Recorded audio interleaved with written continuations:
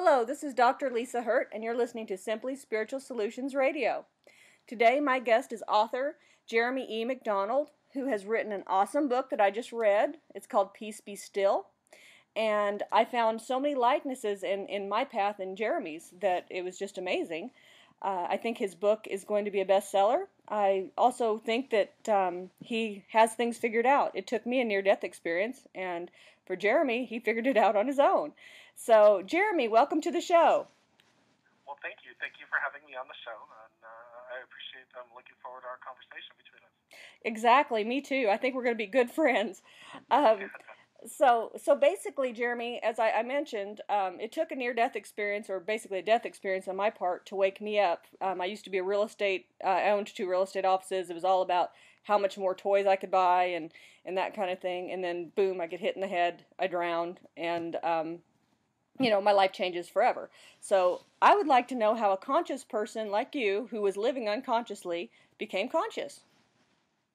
Well, like I was saying that before we started the show, is that you get to that point where you're rock bottom and you don't have any other place to go other than start processing where you're at, and then you start asking yourself the question, well, what else is there? And that actually started happening way before, as I explained in the book. But Mm-hmm. One of the first steps is just to say, I need to do something. Where am I at? Why do I feel this way? Is there more than this? And then when you start asking those questions, the universe starts bringing you lessons and are things that mirror back to you to awaken yourself inside. And so finally one day it hit myself. I'm like, wow, I haven't been living authentic. I've been living in the material world and thinking the material world is more important than I am. Yeah. And more important than the relationship with my inner spirit. And then it started feeling good, actually turning the attention inward on myself. And so I was like, wait a second, this feels a heck of a lot better than what it did before when I was chasing after, all the material wealth, all the, the big houses and all that stuff, thinking that was going to make myself happy. Mm-hmm. And I'm like, well, if this makes me feel better and illuminates my heart and makes me just feel really good inside, obviously this is the answer. And so then it just kind of went to there, and I had human teachers and spiritual teachers, and you know what? Honestly, the world became my teacher. And so I started just really looking at that, and I awoke into the fact that, just experiencing life and the journey of life is Mm-hmm. the reward. And so when you really, really get that, and you realize that the world's not working against you, it's actually very much working for you, then everything changes, and you just awaken to the fact that there's limitless possibilities, and you get really happy. Oh yes, I know. Just coming from the Chopra Center this last week, and I'm actually training to be a Vedic master, and it was just so amazing because I got to experience level 7 in meditation, which is knowing that we are in fact infinite beings, and that's what meditation works up to. And so I'm going backwards so I can learn the keys to teach others what it felt like to be where I was. And it sounds like you have this all put together, and it looks like you've studied under some different people, but I don't know that actually it was Hinduism, but I know that you've worked with your ascended masters and with Archangel Michael, and done some really cool meditating, and also just going inside and going to your guides. How did a person like you get woke up? What was your religious background? Let's start there. What was your religious background before the awakening? I was raised in a church that was very similar to Seventh-day Adventist, actually. It's now it's listed as a cult. The church is broken up, but it was very much all about what's wrong with the world, what's broken in the world, and that our Savior was going to come and save us one day from all this horrible, nasty world, and Mm-hmm. everybody was just waiting, and it was more of that waiting for happiness energy. Mm-hmm. And so I remember being raised with that, and raised with that our music was bad, everything was bad. Yeah. And it wasn't necessarily about awareness. It was just about it was about that this is horrible for you. You have to stay away from it. And I just kept on thinking to myself, well, do I have to stay away from everything? Yeah, And you get this feeling of just not wanting to do anything. You don't even realize it's bred from fear. And, exactly. and so then you almost get just afraid to move forward because everything in your life seems like it's going to hurt you or make you sick Mhm. or send you down the wrong path. And so then we get this idea of right and wrong. Mhm. And so finally, I started questioning a lot when I was a teenager and started reading a lot of books and different things and studying different things. And then it wasn't until my early 20s that I started getting into meditation.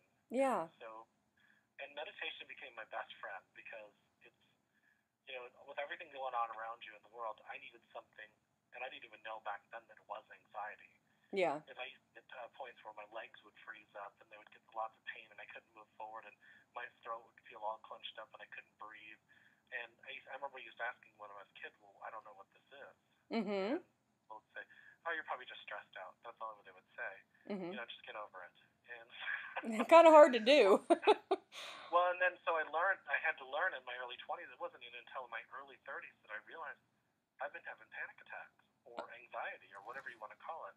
Mhm. And so then when I started getting deeper and deeper into meditation, I realized I could get myself calm enough to where that anxiety or that feeling would go away. Mhm. And so, but as soon as I came out of the meditation, it would be back.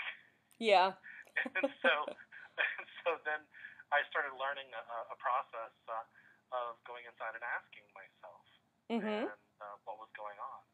And that even started back as early as somebody saying, "Well, just ask yourself what's wrong." And then I taught a lot of these principles in corporate America as a trainer, Okay. and then I had a friend that came into my life that actually started teaching me a process of holding myself accountable and saying if all these things that I was thinking about, um, it was okay to think them, Mhm. and basically taught me how to give myself permission to keep on going, Mhm. and Exactly. it gave me the courage to keep on going, and then it really just became a real joy. So I mean, my religious background was as a Christian, but Mhm. I wouldn't even necessarily call it what Christianity is supposed to be about. Yeah. And I know very little about the Seventh Day Adventist church. In fact, it concerns me a little bit. I have a stepdaughter who's 7 who stays part of the time with us, and her mother sends her on the bus or whatever to the Seventh Day Adventist school. She doesn't go with her or anything to the church, and I don't know what all their beliefs are, but um, I know that I'm trying to teach her very open ways because I was raised Catholic and I don't consider myself a Catholic anymore. It's also a fear. I mean, all religions are fear based, but when I came back from the other side, I knew I wasn't going to practice a religion anymore, and I basically just decided I would be spiritual because I knew all the other ascended masters, they were there, and there was no, God was not going to pick a certain religion to go to heaven and everybody else wasn't. That's absolutely ridiculous. yeah, And it doesn't matter who you are, what your beliefs are, what you're doing. Even if you're an atheist, to me that doesn't matter. We're all trumped. We all get to go to the light, but it's nice if we, try to handle a good life and all that good stuff. But we'll get off of me again. I get on my high horse because you and I can talk for hours because I'm just so interested in this stuff. Uh, well, and then you said a really important point there. Everybody in these religions look at it and they say, "Well, our way is the way." mhm. Well, and I learned that that's the way for them. Mhm. That's their path. That's where they're at. And Yeah. so Yeah. I would never that take someone away from their religion. Especially yeah, someone that's been absolutely. ingrained in it. And so, but you and I have our path, Mhm. and so it just makes life incredible. Yes. To love them where they're at, love yourself for where you're at. Mhm. Well, like I said, I really enjoyed reading your book and also some of the Bible scriptures that you quoted. They are some of my favorites. You know, and I think if we could just and something else you say in the book that really resonates with me is I happen to know firsthand experience God is love. That is all God is, and you discuss if we would just love instead of fear, that things would be a lot easier. And that's exactly what my message to the world. That's why they sent me back here was to tell Yeah, people there's nothing to fear in life or in death. yeah, And definitely. There is nothing to fear, and our fears are illusions that we look at, mhm. and and so we let those illusions wrap up deeper and deeper inside of ourselves, so we're paralyzed and we can't even move forward. Exactly. And so, but if we realize that really, love is a flow, and God is love, Mhm. and we let that love be inside of us, then we really change our world because we just go into love, flow, Mhm. and we realize that the divine is within us, and because we're a part of that flow, Yeah. and we're the only one that's blocking it. You know. Most definitely. And it's amazing. Different people have different wake up calls, but I would really, advise anyone out there to buy the book Peace Be Still by Jeremy E. McDonald, because I think it's a great starter for someone that, maybe kind of lost, doesn't understand, they're in between, because you don't have to be knocked in the head like me and actually die. You can Yeah. actually have your own wake up, and I think your book is very much a tool for a lot of people to be able to read it and go, I understand exactly what he was feeling. I understand this. And so one of the things I noticed is you were very close to your mom, but you and your mom kind of had a codependent relationship. And how did that play out for you? I know that she had died and came back, and you guys completed some things. But how was your life with your mother? I honestly thought it was a great relationship, and it was. Mm-hmm. But then when people would make comments to me all the time. It's like, you and your mother are too close. You and your mother are too close. And I'm like, well, what does that look like? And I just thought that they were jealous, Mm-hmm. and that that they had a problem with the fact that I had, my mother was my best friend. But then Mm-hmm. it actually hit me probably like 4 or 5 years ago, and she and I decided to, share a house with each other for a while. And Sure. she said, and she was being mom, but this time I was like 34 years old, and she's, basically going around telling me how to run the house and everything else. And I finally looked at her and said, Mom, I love you, but um, I've been running a household for a very long time without you. Yeah. And she looked back at me and she said, okay. And then I had to go and process all that because I was, inside I was upset, so I had to go and practice what I'm preaching. Mm-hmm. I had to get inside of myself and understand that. And then a couple days later, I went and sat her down and I said, Mom, I have to tell you something. I've made myself 16 in my mind while I'm living here. And she said, well, I think I still see you as 16 while you're living here. And so we worked that out and started looking at it and realizing, well, we're adults now. Yes, she's still my mother, and yes, I'm still her son. But we started really gelling it into a good friendship, and really just worked a lot of those codependencies out. It got to the point where it was, she'd want to go out to dinner, and even if I lived in another place or another house, she'd call me up, and I felt obligated to go. Uh-huh. She said, Derek, if you don't want to go, then tell me. That's real love. Yeah. And so I finally started saying, well, I don't want to go, or Mm-hmm. I do want to go. And so we gave each other permission to be adults. And Mm-hmm. she didn't have to be mom anymore, and I didn't have to be 16 anymore. We allowed each other to grow up. Yeah, and that is good, because one thing to point out too is that your mother was 16 when she had you, and Absolutely. and so she was forever stuck at that age, probably in a lot of ways, even though she had to grow up very quickly. She had to grow up in the responsibilities of taking care of a child, but then she didn't get all the journey of being 16, 17, 18, No. be a 19-year-old because she had a child to take care of, so she didn't get to have that fun stuff. So in the last stage of her life, Mm-hmm. she actually got to go on and do all the things that she wanted to do That and is so enjoy her magical. life. Yeah, absolutely, and that's what's such a blessing is that, and then we grew and we got to experience that as friends, and that to me is what we all want to grow into. Mm-hmm. We all want to grow into allowing people to go off and do the things that they need to do, and not feel hurt or try to control them, but just allow them to do it, and and then allow yourself to do it. Allow yourself to follow your heart and wherever your heart takes you, and your passion takes you, do it. Mm-hmm. And so that's something that she and I really grew to understand later on in life. And there was at one point where we were going to move up to Minnesota together, Mm-hmm. and at the last minute, about a week beforehand, I said, Mom, I don't want to come. Ah. She says, well, I'm going. And that was real love. Well, during that's where I really realized we had really healed, because I didn't feel the need to have to call her all the time. She Yeah. didn't feel the need to have to call me all the time. We'd call each other up and catch up, and then you get to really enjoy the catch-up time, Yes. and understand where the person you have a relationship with or their family member, you get to really enjoy their time instead of being with them all the time.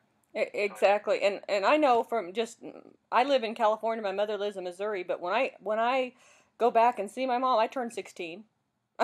As soon as I walk in the door, I'm a 16-year-old girl again, and I'm 44, so that's kind of silly. Well, and I think sometimes we want that, and Mhm. it's kind of a good feeling. You go to your mom's house, she makes all the old recipes. You get to remember old times and stuff like that. But then there's that, they're always going to be mom. Yes.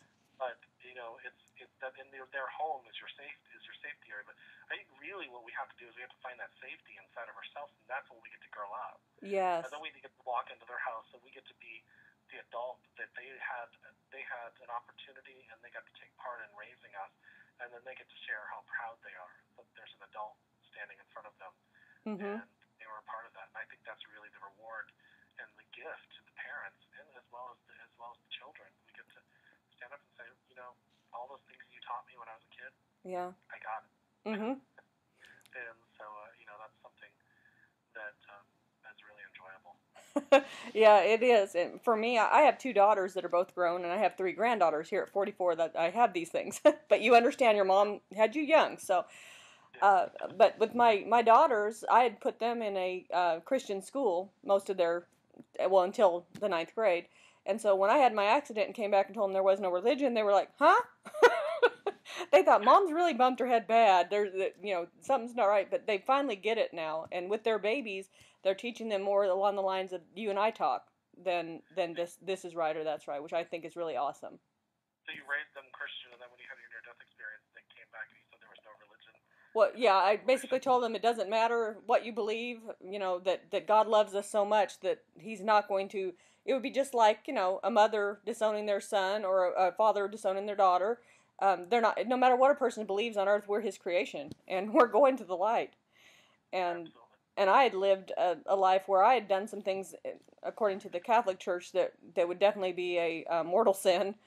And so I never dreamed I was going out to the lake that day to end up in a boat wreck and drown. But at the same time, I went to the light, and all these years I had this anxious feeling of, oh my gosh, I had an abortion when I was 17, and I can't possibly be going to heaven because that's what the Catholic Church, anyways, you shouldn't use birth control, and you darn sure shouldn't have an abortion. Yeah, and that's what I realized in my life is through all the stuff I learned is that I was filled with all these judgments, Mm-hmm. and I actually at one point I asked God to teach me how to not judge, and I laughed later on, probably about a year later. I was like, that's kind of like asking God for patience, Yeah. and so, but what your inner world does is it starts attracting all these lessons about judgments. And what I felt is the entire world judging me. Mm-hmm. But what it really did is it mirrored back to me all the judgments I had inside of myself. And so I had to sit there and look at all that. Mm-hmm. And so those things that the Catholic Church and all these other churches came up with as rules, those are based on a man or a woman's experience. Mm-hmm. And then they say, because it felt good for them or felt it was on their path, then they said, well, that's the absolute. Yes. And so, in reality, each one of us, I can stand here and talk about my experience Mm-hmm. and say that this is what's worked for me, Yeah. but it might not work for somebody else. But the real thing is we just have to get down in ourselves and find our path for ourselves, and find our own way. We follow it through our heart, our soul, and let our soul guide us to each step of the way. Because I had a vision probably like 6 months ago, and I felt like literally I was dancing. I was in a meditation. I felt like I was just literally doing a waltz through the universe. Mm-hmm. And then while it was happening, I heard this very soft voice in my head saying, "This way, dear one, this way, this Yeah. way." And it occurred to me, I was like, it's kind of like walking through the maze. Like you're Mm-hmm. walking through a maze, and this voice, our soul, is saying, "This way back to me, this way back to me," and it's guiding you through that waltz to get to it. And it's a flow like a dance. Oh, and definitely. and so and then you get there and you're like, wow. And then deeper and deeper you get into it, it really it gets to be really, it becomes a game. It becomes a dance. And so if you can dance like that, if you're in the flow like that, well, then life just becomes incredible. And so then we're not worried about what other people are saying. We're not worried about what we start to let go of those judgments inside of ourselves, and yeah, it's exactly what you found. Love God Mm-hmm. isn't looking at religion. He's not looking at all the rules. He loves you no matter what. Exactly. It is just amazing. I'm going to take just a minute to remind the listeners they're listening to Dr. Lisa Hurtt on Simply Spiritual Solutions Radio, and my guest today is author Jeremy E. McDonald. He just came out with a new book called Peace Be Still, and I recommend it to everyone. It's a really good eye-opener. It mirrors a lot of my experience without having to go through the death experience. And, he's just, I can tell he and I will be friends for a long time. So, Jeremy, since we're kind of changing the subject here, we were talking about religion and how both of us agree there is no need for religion, and God never wanted a religion. That was all man made. So how did you overcome? You spoke in your book about having some addictions and just really kind of going to the wild side there for a while before you came back to center. How did you get clear of all that? Well, I'm not gonna lie, it was a process. In each step of the way, I talk about the drug addiction in there, and the one how that actually came up is one day I was sitting there and I was partying, and I thought to myself, what are you doing? And here I'm in my early 30s, and I'm like, what are you doing? Mm-hmm. And it wasn't even a guilty feeling. It's like, I don't need to do this anymore.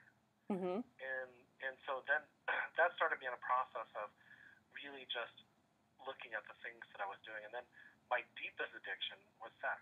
And Okay. So then I looked at that, and then I thought it was my deepest addiction, and so then I started saying, I don't know if I want to do this anymore. Mm-hmm. And then it just got to be, and then I got deeper and deeper into it, and then you start processing, you start playing out the thoughts in your head, and then one day I realized, I was like, what I'm really addicted to is avoiding myself. Ah. And I'm avoiding that really deep feeling I want of love. Mm-hmm. And so my addiction is avoiding love. And that love came from inside of me. It's because when I started developing this relationship with myself and in my inner world, my soul and my inner spirit, then that stuff just wasn't important to me anymore. Yeah. And so it became, where I wanted to be able to have soul experiences, soul relationships, connections with other people, and get to experience other people for different conversations. And then I started looking back at my old life. And as a matter of fact, just recently I was in Virginia Beach with a friend of mine that I used to hang out with about 10, 12 years ago. Mm-hmm. And I was realizing that they're still in that world. Yeah, it's kind of sad when that happens. They might not. They're very successful as far as business goes and all that kind of stuff, and they may not be doing all the drugs and all that kind of stuff, but they're still in that world of everything has to be beautiful and perfect. They've just jumped from one addiction to the next, and they're searching for that beauty and perfection in themselves. And I'm thinking to myself, but you already are beautiful and perfect. Exactly. In fact, I had a friend on the phone the other day tell me, if soon as she found, well, she's dating a guy, and I won't really go into that, but basically she said, if everything could work out, I'll finally feel whole. And I said, you already are a whole person. You don't need a man for that. Right. Exactly. And then, people say, well, I really want a relationship. And I said, well, you want a relationship, a soulful relationship, where two whole people come together. Yes. And that's hard for us. It's hard for us sometimes to realize, because we get in that moment where, we don't feel okay with ourselves. And we say, well, this just happened, then this just happened. And then that just happened phrase gets us deeper and deeper and deeper and deeper and deeper. And the best of us do it. And but the key thing is you want to just stop yourself right there and say, well, wait a second. Everything is right and perfect right now. Yes. If that's happened, it will happen in divine timing and divine order. And what you're doing is you're saying to your inner world, I don't need to stress about that. I just need to live in the now of the moment. Yes, and that are so true. If everyone could live in the now and the moment, we'd be in a different place right now. Absolutely. And so when I got back into center and started realizing what center felt like, and then I started learning about, because you get pulled out of center. Oh yeah. and so then I started learning what discernment was about. Mm-hmm. And knowing where to go, and that was discernment, is really just processing what your inner voice is saying, and then you only learn that by experimenting. And Exactly. and if you really think about your human body, babies started learning at a very young age about how the world worked. You know, they Mhm. pick things up. They learn a language within a few years. They just really start. And you as an adult, the only reason why us as adults start to slow that down is because we get caught up in our judgments. We get caught up in our limitations, and we start Because saying, "This the isn't world it." told us no. Absolutely. Yeah, absolutely. Start stifling your imagination. You know that kind of stuff, and you have to start thinking practically. And I just I'm actually in the middle of a book tour right now, and in June I went and I packed up my apartment because one of my biggest dreams I've ever had Mhm. was just get in a van or a car and just travel the country. Awesome. And everybody's like, well, what about this and what about that? And I'm just like, what about it? In the end, nothing is going to happen other than the fact that I got to pursue my dream. And that I is get to worth go out so there. much. Yeah, absolutely. And so they were like, well, what about a home? And what about your dog? Because I have two dogs. Mhm. And you know what? The universe provided a place for them to stay. They're staying on a 100-acre farm in North Carolina. Oh, that's And awesome. it became, I realized a leap of faith because everybody's saying, well, you're taking a leap of faith.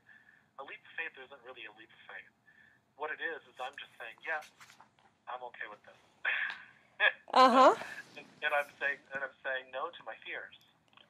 And And and I applaud you 100% because very few people would be able to do that. And you have been given this gift of being able to let go of the material world and follow your heart and your dreams.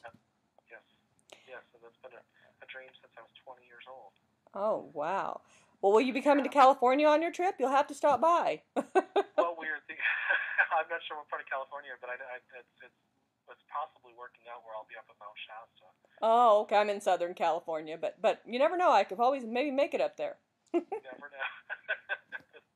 things flow together when they're supposed to. That's for sure. Exactly. And my favorite quote in the Bible, and you've quoted it here, is Matthew 18:3-4, which is, truly I tell you, unless you change and become like little children, you will never enter the kingdom of heaven.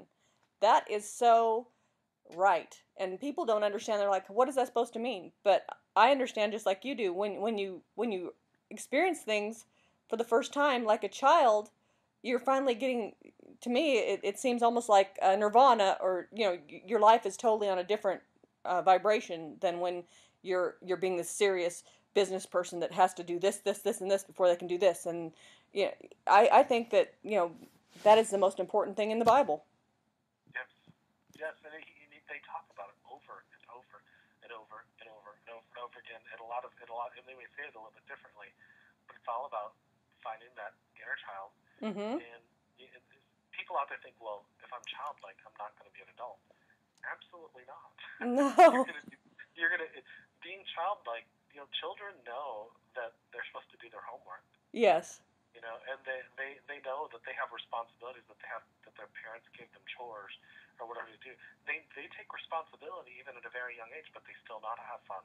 Exactly. I mean, well, for myself, and I may be one of the unusual kids, I don't know, but I played with angels when I was a little girl. And there's no doubt that they were my angels. And when I got to be 15, I told them they needed to, back off because my parents had moved from California to Oklahoma, and you couldn't be Catholic there or Jewish or anything but Baptist or Pentecostal mostly. And if I couldn't tell their mom I was Catholic, or I wouldn't be able to spend the night. So the last thing I'd be able to do is tell these kids that I had angels that played with me. And so and when I asked them to step away, as you know, and you've dealt with Archangel Michael, well, when you ask them to do something, they will do it. They're still watching out for us, but they weren't right there with me all the time. I mean, they were there Right. invisibly, Yep. and Yeah, and life got a lot harder. I had a very active imagination. I had a very active imagination as a kid, Mhm. and I started to limit that at a very young age. It's funny because it wasn't my mother that actually did that. It was actually going to school and the other family members and that kind of stuff. Because my mother, when I was 4, she was like, "Here's crayons, Mhm. and here's she didn't necessarily give me a coloring book right away, Mhm. and even at 2 and 3, and she says, Jerry, I want you to just draw whatever you feel." Yeah. And she never said color in the lines. And then later on, she said, "This is the reason why we do color in the lines, Mhm. and because we want to, fill out the shapes and stuff like that." But at first, she was just like, "Do whatever you want, do what you feel." Yeah. And so it went along to where I finally, so you start picking up because you go to school and you have to follow their structures and you have to follow this and you have to follow that. I'm not saying that we just go out and do, crazy things and harm other people. That's not what I'm saying. Is that, but we have to push outside of the box. Oh, And definitely. we can't be afraid to do that. And so, and my imagination was the type, because I used to feel bad because, somebody like you that could see angels, I would be like, well, why can't I see angels? Oh, no. What I have a talent for is to be able to, literally, my mind would start firing off, and I could come up with ideas faster than anything. Oh, wow. At a very early age, where I could have a conversation with somebody, just click, click, click, and I could have a conversation with the adults and know what they were talking about. And so that's a talent, and that's helped me as a speaker, and it's helped me as a writer. Yeah. I just start writing it, and I start typing. Oh, that's exactly how I do. I actually write my books by hand first because it's almost like I'm channeled with them, and then I go and turn and type them, and that's when I fix the sentences and that kind of thing. But it sounds like we have a lot of the same uh, ways of stuff, and I'd really love to meet you someday. Definitely, I feel that. Yeah, and one of the things that you were talking about too in your book, and you brought it up just a tiny bit when I was talking about the angels, is that you would have criticized yourself. Why can't I see them? Okay, what was it in your childhood that made you feel like you weren't enough? When I was young, I had what the world of man would call dyslexia. Okay. Back in the time when they did not know what dyslexia was. Yeah. Learning disability. So I started out with me going into special classes and everything else, and then kids saying that I was the stupid one and all, and then I was a very overly talkative person, so I'd get put in the corner, and then I always wanted, and I just feel very insecure with myself, like I wasn't good enough. Oh, okay. Comparison. And so then it started training. Then my family didn't have a lot of money, so I got made fun of because my mother went out and she was a young mother. She put herself through nursing school and all that kind of stuff all by herself, and so I might have 2 pair of jeans, and I got made fun of for having 2 pairs of jeans, and just the little things that kids do. Well, inside of me, I was feeling more small and more insignificant, and then so it got to the point where I wouldn't be able to talk to somebody that had doctor in front of their name. I literally wouldn't be able to do it. I would avoid talking to them. And my mother has a really good friend who's a physician, holistic physician, and she, I remember I would refer to her as Dr. Roberts all the time at family functions, and she'd be like, she looked at me, she goes, "Sweetie, call me Carol." and finally, and I talk about that in the book too. And so when I finally realized that, it clicked into me that Carol put her pants on just like I did. She had to go through college just like I did. Yep. She has the same self-esteem issues, maybe different stories that I did, and we all have these moments of insecurity in us. And then it got to be, then I really realized it when I had the title of vice president on my business card because I worked my way up in a company, and then I realized each level it wasn't good enough. I get the title of manager, or human resource manager, exactly, vice president, and then I had to have the presidency. And each time, when I get to that level, I'll feel better about myself. Then I'll finally be happy. And all that really is a placebo. Right, and I'm like, when do you finally just say that you're happy? And so, and it just becomes this constant journey, and then each step of the way you get more lessons to get yourself stronger in it. And then my radio show became really a lesson for me because I interview people that people read their books, and they're and in the eyes of man they're famous. Yeah. People say, and so I'd get them on my show, and I had to be like, ground yourself because you have to have an adult conversation with these people, and you have to really be in flow with them. Oh, definitely. So, if you're starstruck, you're not going to be able to do that. So, and then what happened is I just found that they were people just like me, and so that really, the universe just gives you steps, each step of the way, to really start teaching you the process. Exactly. And then one of those people said to me, and she just said, "Well, Jeremy, just remember that sometimes the taxi driver is one of the strongest spiritual teachers. Oh, yeah. And what I got from that is that I also remembered back when I was 19 years old, I was a McDonald's manager. Mm-hmm. And our janitor, our maintenance guy, I would sit there and talk to him probably till 2 o'clock in the morning when I was counting down registers and stuff like that. And he taught me more than a good portion of my life, because he would teach me, why do I have to be this skin color, or why do you have to be that skin color, or why do we have to label everything? And it's because our human mind needs to do that, but we just have to realize that we are souls. And so as far back as that, I realized this man was a strong spiritual teacher for me. Oh, definitely. And so it's just really a blessing, because that's what peacefulness is all about, is when you get into the stillness of just knowing that all this time you've been prepared to find yourself and find your soul, and all the time your soul's been creating situations, or the universe has been creating situations for you just to look deeper in yourself. Mm-hmm. Then you found the final frontier, and it's you. Yes. So that's what's pretty incredible. It is. I'm going to remind everyone they're listening to Simply Spiritual Solutions Radio, and this is Dr. Lisa Hurtt, who I definitely want my new friend Jeremy to call me Lisa. And I am talking to Jeremy E. McDonald, who wrote a book called Peace Be Still. And Jeremy, where can they find this book? Right now, the best place to go is my website, which is www.jeremymcdonald.net. You will be able to eventually find it on Amazon, and right now it's on BarnesandNoble.com. Okay. For the Nook. Uh-huh. And so we're getting it slowly but surely into distribution. But right now, the best place to do is go to my website. Okay. Well, I definitely encourage everyone to go to the website, because it is an amazing book, and I definitely have a kindred spirit here. In fact, Jeremy, as you were talking about when you were a little kid and you only had 2 pairs of jeans and this and that, and how you felt less than, I actually was the opposite kid. However, I was one of those kids that never made fun of anyone, but I was adopted by parents that were both 33. They couldn't have kids. And so I had the magical life, like a little princess, until we moved to Oklahoma. And then I was reverse snobbed by the people in Oklahoma because we had the biggest house in town and everyone else was poor. And I had no friends. So, I mean, sometimes, you can have that feeling and be totally at the other end of the spectrum. But that's further proof to us that really it has nothing to do with our outside circumstances. Not at all. It has everything to do with what's going on inside of you. Exactly.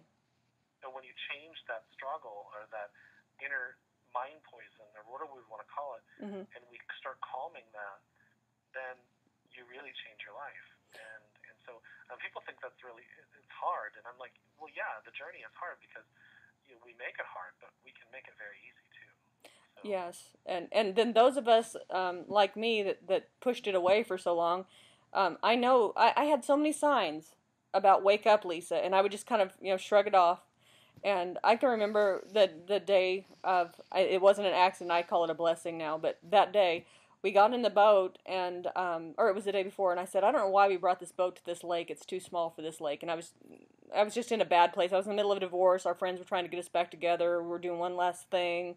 It was I don't remember a lot of that trip because I only know what people told me, because once I died, I lost about 2 years, actually. But one of the things I did is I looked in my friend's eyes right before this happened, and she said I looked like, said, don't you let me forget I'm getting divorced. And little did I know that I was predicting the future, because I wouldn't have remembered. Oh, wow. Yeah, and but for me, it took that to wake me up, and I wish it hadn't, because I know all my life I've had this stuff with me, and there's so many people that do, and they just numb themselves out because they're doing so well in their business, or they're doing whatever it would be. And I totally transformed. But I can say, and this happened, my trip to the lake and beyond happened in 2005.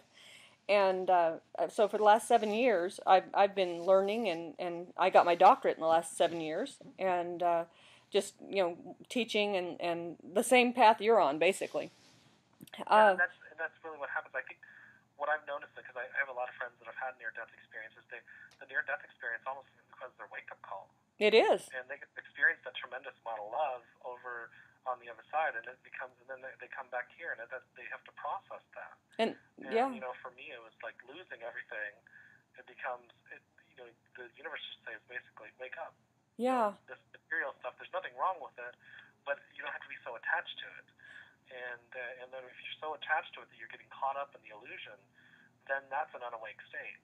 And so I see people out here, and of course I'm in California where a lot of people have lost their homes. They had the ARM mortgages, and then they went and got a second mortgage and a third mortgage, and then the prices dropped. And I actually know a few people that are still not awake. They've filed bankruptcy. They've gone the gamut, and they're still like, oh well, now I can go and buy this. And I'm thinking, okay, why didn't you wake up? It was like a clean chalkboard for you.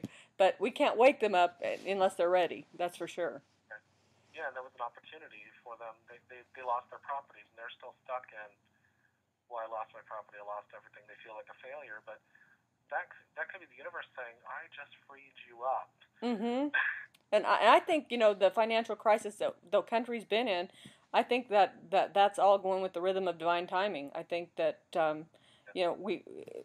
God's wanting us to wake up. And I love how you tell everyone what you refer to God as. That actually comes from my friend Virginia Drake, and she says to me one day, she said, God, goodness over doubt. I love that. And then she said, it's the goodness in you that overcomes the doubt in you. And I was like, and so it just caught on to me, and then I just kept on looking at it, and I was like, wow, that really makes a whole lot of sense. Mm-hmm. Goodness over doubt. It's the goodness in you that overcomes the doubt in you. So then you have to really start looking at the doubt, and then you really think about that. Is there's a statue that is very famous of Michael standing on top of Lucifer, and he's got his foot down, and Lucifer's the doubt. Yes. And then and these are just symbols, and Michael looks down, and he's overcome this doubt in him, and it's because he's overcome the inner struggle. Exactly. And so that really takes you back to realize that God is love, and love is flow. And so then I got that from a book a long time ago where it said love is the force that creates the universe. Oh, yes. If it's the force that creates the universe, mm-hmm. then, and the universe is flow, because you learn that in Reiki and Chinese studies, because they talk about chi, life force energy. Mm-hmm. Well, life force energy is a flow. It is. And so, me living in the southern part of the world for a while, it was like moving from California to Mars for me. Mainly because they were very fundamental religions, and everyone was going to hell. It didn't matter what you were doing, you're going to hell. And I found, from my experience, hell is here on earth. There is no place named hell. We either make our life a heaven or a hell. Absolutely. You can have hell going on inside of you, and we've seen those people. Mm-hmm. Or you can have the heaven going on inside of you. And if you're constantly upset or angry, or you're constantly looking at the world as working against you, then mm-hmm. you're in hell. Yes. And I know what that feels like. I've been there. I do too in marriages. I've been there in that, and then just recently here I am, this Zen teacher of things, and one of the reasons that led me to the Chopra Center, and again divine timing, I think. My health. I lost a good friend of mine at 44 from breast cancer. She and I had been friends since we were 7 years old. And I was there when she passed, and I mean, it was beautiful, all that, but it was just the stress of the whole going through that process, and that's one of the things that can cause you to have a thyroid imbalance, which in my case, I got Hashimoto's, which means my body's fighting against my thyroid, and so I gained 40 pounds in 4 months, and that has been the hardest thing for me, because Lisa was always the pretty girl. Lisa was, and all of a sudden, boom, I've got this different body, but it's just me being very... Well, how would you, if you were going to counsel me on this, what would you tell me to do? How do I get out of this? I don't like being fat. And yet you can't. Let's back up really quick. So you said your thyroid became hypo? It's called Hashimoto's. It's kind of like a immune deficiency, sort of like chronic fatigue, except it's about your thyroid, and your thyroid quits working, so you gain weight very rapidly. Oh, okay. Well, see, so you've gained 40 pounds over a few months, or yes. a certain amount of time. Well, the real quick question is, you said it kind of right there. You said, I used to be the pretty girl. Uh-huh. And, but what makes you not pretty now? Thank you. You know what I mean? And that's because, think about that really quick, because we define based on what we see in the outside world, is pretty.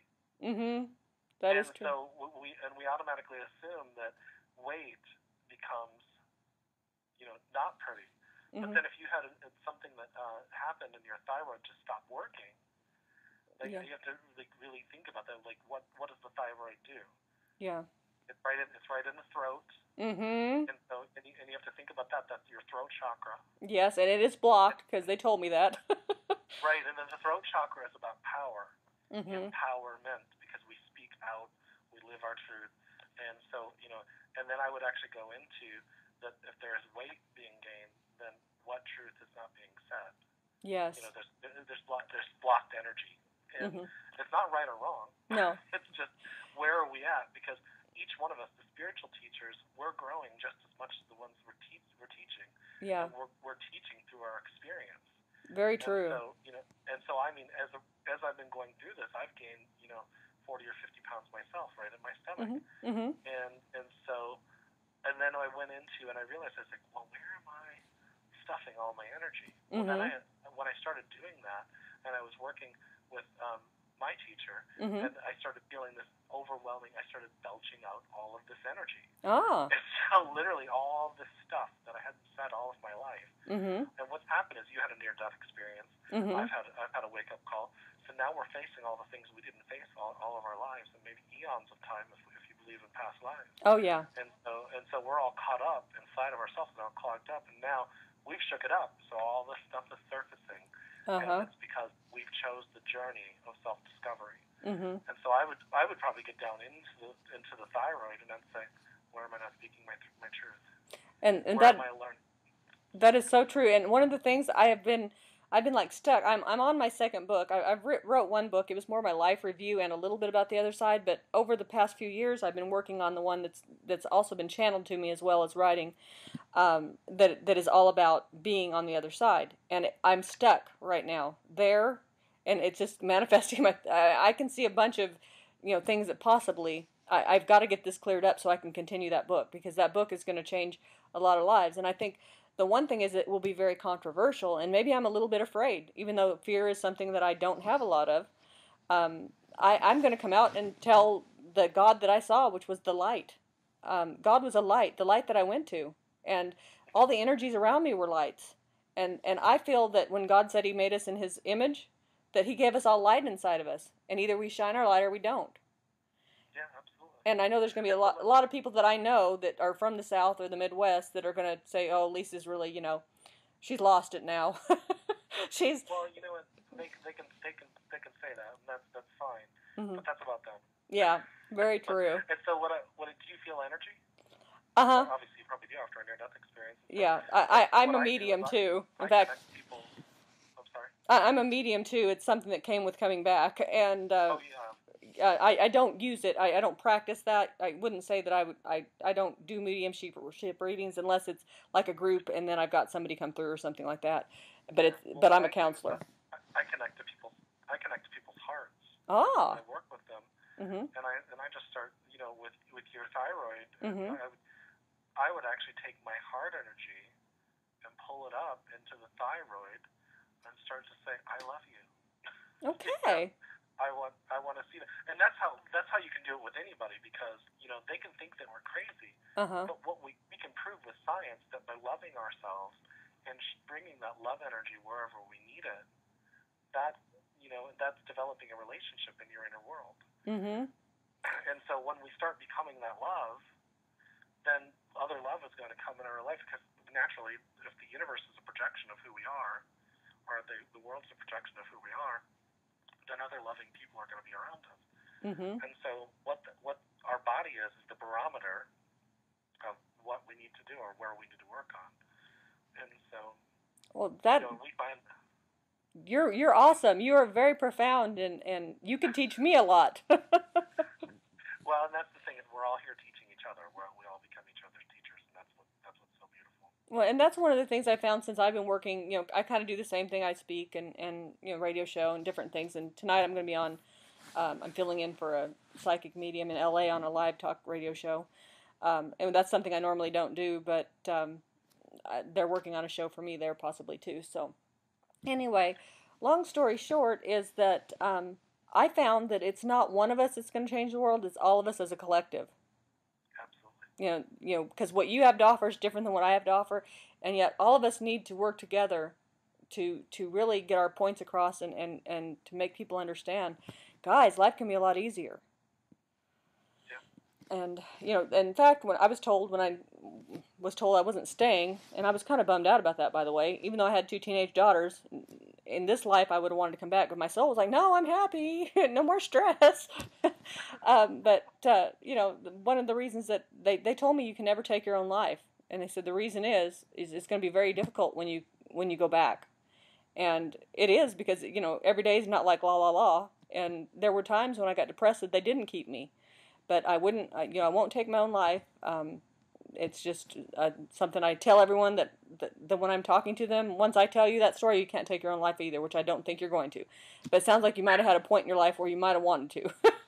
Yeah, there was a few points where I thought, if I just did this, it'd be all over really fast. Mm-hmm. And then I would snap out of it really quick. Mm-hmm.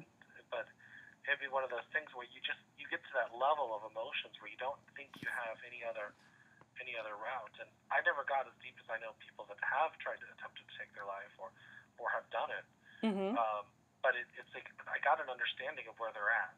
So yeah. And then they're just so wrapped up in their disparity, they don't see any other way out from their pain. Uh-huh. And what we don't realize is that our pain, if we start tracing it back and looking at our decisions and stop judging ourselves as we're processing these decisions, then we can find our way out. Because what happens is that we start following that, and it gets back into that God, which is light. Mm-hmm. And so what we've done is we've started making decisions, and our world starts getting further and further down, and so we had very wealthy people that are not wealthy, mm-hmm. but they were now, and they're still living in that disparity. Well, they felt like they were on top of the world before, mm-hmm. and so, but now they didn't have a solid foundation. Exactly. And so when they fell down in that foundation, I'm not saying where they were at was wrong, because that's the key thing we want to stop doing, is making people feel like, well, I guess I was a horrible person. No, you weren't. You were a person experiencing. Mm-hmm. so now you have the experience of not having a lot as far as material stuff. Now you get to understand the treasure of what spirit is all about. And then if you end up getting that material stuff back, you'll get it back because it's in flow with you. And it's totally different. It's a totally different sensation. Exactly. And that is so well said. I mean, it's just amazing how things change so quickly. Yeah. And I also, one of the things I really liked in your book, and I saw where you, at one point in your life when you were kind of confused, you were going to different psychics and trying to figure out what to do, and all along it was inside you. And that's one of the things that I tell my students, because I have that ability. I've always had that ability. But we all have psychic inside of us if we'll just listen to our own intuition. You don't have to pay someone to tell you, and that's why I was really adamant when I said I don't, hire myself out as a medium. I will do it for free for people while I'm counseling them. Or, for instance, I did a group of people who had lost their teenage children, and that was just it was free, and it was an online thing, but that was the most amazing time, connecting these people who were so worried about what happened to their kids, to their children. Yeah.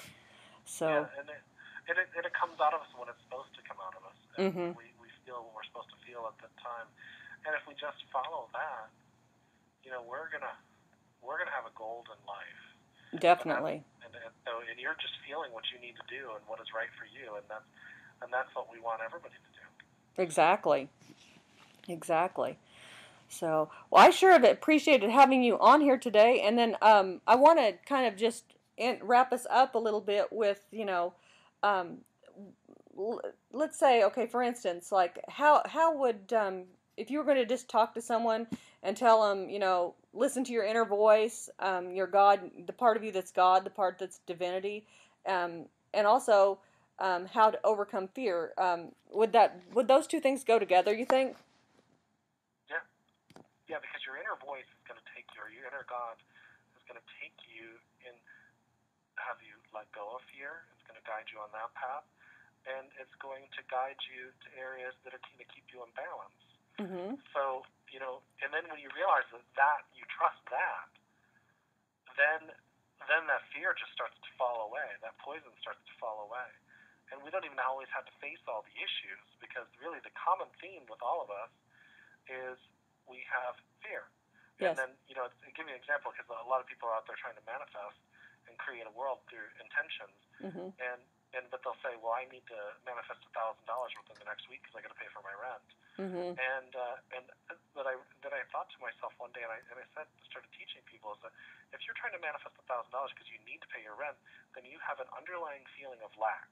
Mm-hmm. And I said, but if you just manifested abundance, and you felt abundant at all times, and one day you said, it'd be nice if I had $1,000 to be able to do this, or if I had the money to be able to do this. Yeah. And then it just started happening. That's a different feeling, because you already feel abundant. Mm-hmm. And so what happens is we get caught up in our fear, lack, what we think we don't have, and all that kind of stuff. But the soul doesn't feel that. Yes. And so if we stay in alignment with our soul, it has a greater perspective than us. And so in that voice isn't always a voice. In fact, I want to make that kind of clear. Sometimes it's a feeling. Yeah. And I was just working with a girl the other day, and she's very Christian. Mm-hmm. And she didn't want to let go of things that happened in the past. She said, it's hard for me to do that.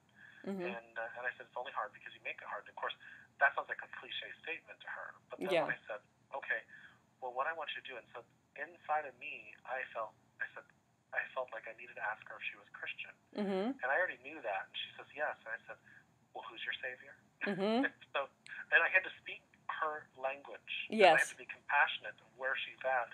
Not that she's in a bad place. No. Because that's where she's at. So then when I said, well, what I want you to do is I want you to picture him holding your hand and walking you down a hallway to what you need to do. And what it is she needed to forgive somebody in her life. Mm-hmm. And she needed to let go of that pain. And she needed to start facing that. And I said, well, what's Jesus all about? And she says, compassion, understanding, and forgiveness. I said, and him being your Savior means he's your example, right? Mm-hmm. And she's absolutely. So she was able to, because she had that warmth, that really what she needed is somebody to love her enough to walk her. She had to have that love feeling inside her strong enough to be able to face those fears, to face those anxieties, to face that past and finally let it go. Mm-hmm. And really where that love came from was her. Yeah, exactly. And then I said, now you get to stand next to Jesus as his sister. Mm-hmm. And so, because you want them to realize that, yes, in their belief, he was there with you, but really, you're the one that made the final decision because you have free will. Mm-hmm. And so what it is you have to start looking at where you're at and start taking that journey based on your story so you can start letting go of those stories. Mm-hmm. And that's why the word guru really means one who has transmuted themselves from darkness into light. And I see that all around you. That's why I called you one. And then what happens is that, well, we want to all become our own guru. Mm-hmm. And empower ourselves. Our job as teachers is just to give them permission to do it. Exactly. And you can empower yourself. Find that greatness in you. Mm-hmm. Very much. Well, I thank you so much for your time today, and I hope I can have you back on the show sometime, and we can continue. Again, this is Simply Spiritual Solutions Radio. I'm Dr. Lisa Hurtt, and my guest today is author Jeremy E. McDonald, and we've been discussing his new book, Peace Be Still, and you can go to jeremyemcdonald.net and pick up a copy of that book. And I suggest anyone who's kind of struggling spiritually, it would be a definite book to read. So, Jeremy, thank you so much for being here with me. I'm going to turn off the recording, and if you would hang on just a little bit, I'd love to chat with you a minute. And do you have anything, last words to say before we hang the phone up? No, the only thing I was going to say is if you want to check out my tour dates, if you're out there and you want to come and see me, I love meeting new people. Okay. And then you can check that out at my website at jeremymcdonald.net. Okay, so it's jeremymcdonald.net. There's no E in there. No, not for the website. Okay, I want to make sure jeremymcdonald.net. No E, even though that is his middle initial. Yes, even though that's my middle initial. Okay, well, namaste, everyone. Have a great week, and I'll be talking to you soon.